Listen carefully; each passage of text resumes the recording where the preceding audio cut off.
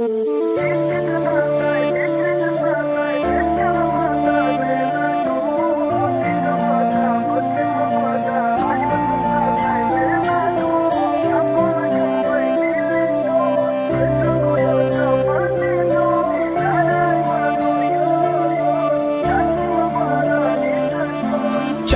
جادو داری پروای من نداری دل به تو خاموشای اون دیگه خوشای میخونه شده خونم مرا میگن دیوانم قدی دیگه خرسندی مرا دیدم میخندی عشق تو دردای فکری تو سردای مشکنم مردن نگو رازی شماده بطه مباده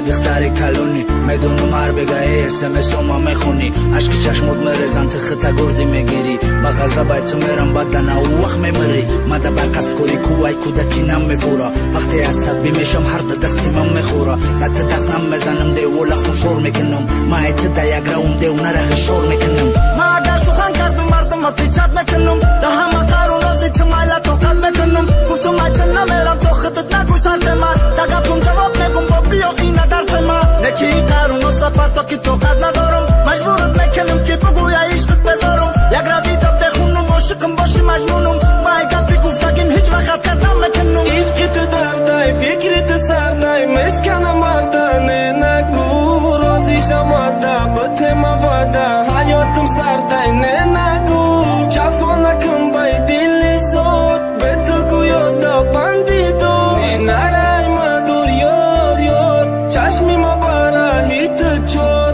گندای گنده مزه بدخنده حیف نکن خطه نستی ارزنده کیف نگو دود نگو سر زدم تو نگو دل نداری تو احسان دل عشقی تو مرا دیوانه کرد عشقی تو مرا بخونه کرد دردی تو داده بگی تو ببار مخونه خرم تو خرسندی کدگر چشمای ماده بیا و گبزا بگو کدام کاری تو نزای نگو ای داری به مد خوری همش دروغی مزای تو قیم تو قد غمت تو کایا دود پاتی همه منوشم آیا